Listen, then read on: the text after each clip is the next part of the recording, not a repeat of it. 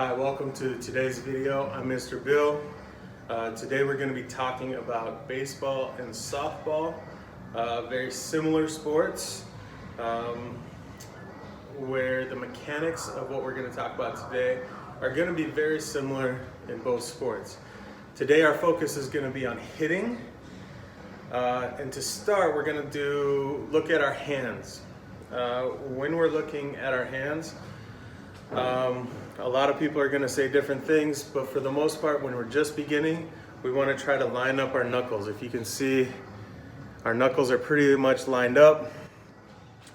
And the reason that we do that is it's going to allow us to have more control when we swing the bat, as well as it's going to make us stronger. And then as we swing, we're going to come through.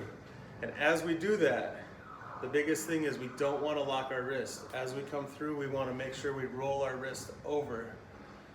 This is going to help protect us and make it so we don't injure ourselves.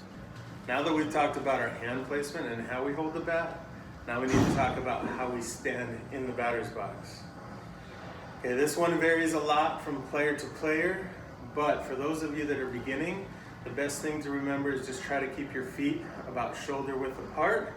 You want to bend those knees, and then as we swing, we're going to take a small step, and as we do that, we're going to rotate our hips.